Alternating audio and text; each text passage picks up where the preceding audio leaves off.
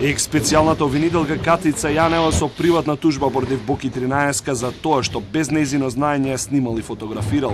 Ова денеска беше обелоденето на рочиштето за случајот Рекет, која продолжи во кривичниот суд со докази на одбраната. Според адвокатите на Јанева се работи за фотографијата која беше изведена претходно како доказ, а на која се гледа како таа седи на тросет, а пред неја има купче од 50.000 евра.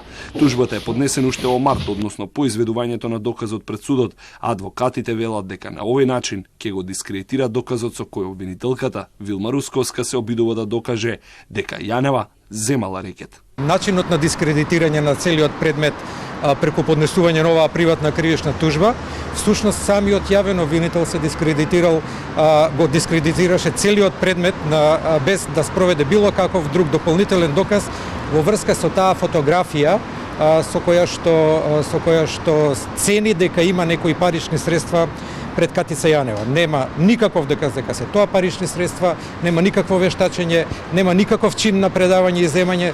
Јанева денеска продолжи во сопствена одбрана и со банкарската сметка на татко и докажуваше дека тој сам си го платил лечењето во болницата Систина.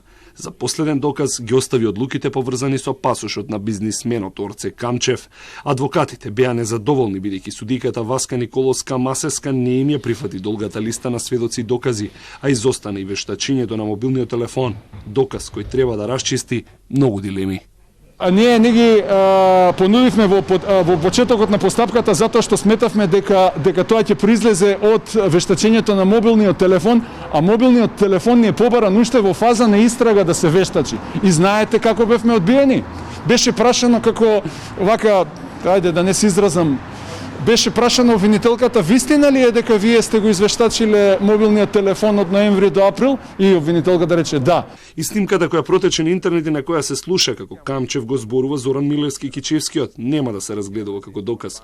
Милевски пак заработи обвинение дека посредувал средба меѓу Камчев и Боки 13, призна и доби 3 години затворска казна.